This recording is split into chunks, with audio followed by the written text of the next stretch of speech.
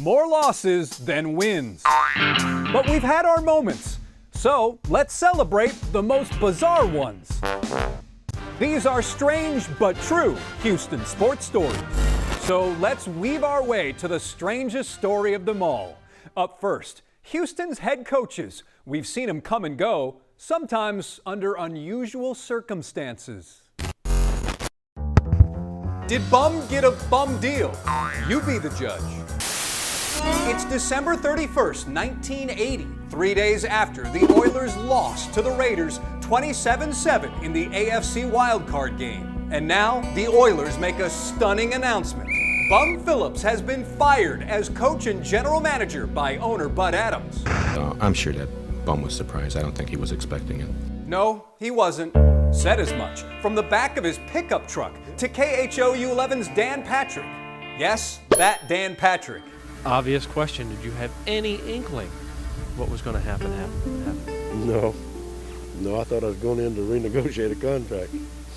Team employees also surprised. Very surprised. And fans too, some picketing outside.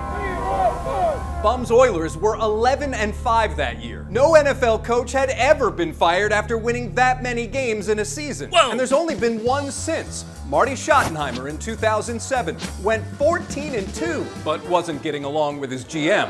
Why was Bum fired? Why? The 1980 Oilers at times had trouble scoring. Bum refused to hire an offensive coordinator.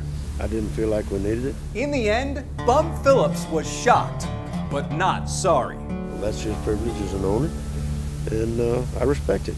Bum was a legend in the city of Houston and a legend in the state of Texas, and he had a nationwide following. It's going to be a very difficult and very unpopular decision. The Love Ya Blue era was over. There are good coaches that'll teach you how to win. There are great coaches that'll teach you how to be a man, and he taught us all to be better men.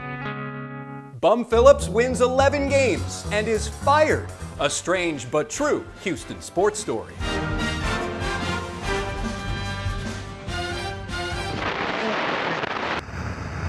It was a contract which sounded too good to be true, but it was a heck of a deal for this guy.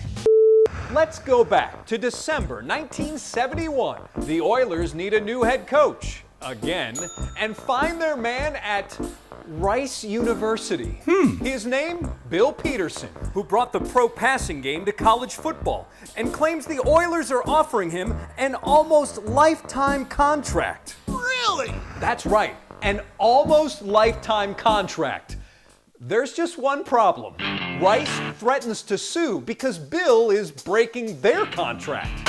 In the end, Rice lets Bill go, and Bill begins his next chapter with the Oilers. So, what's an almost lifetime contract?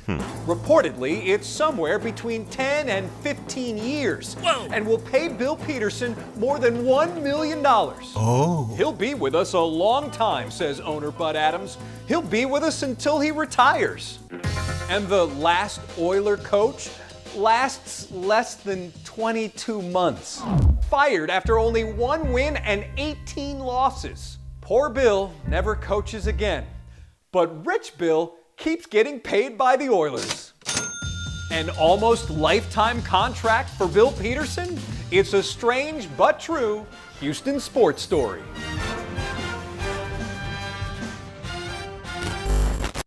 It's an old saying. There's two kinds of coaches, those who've been fired and those who will be fired.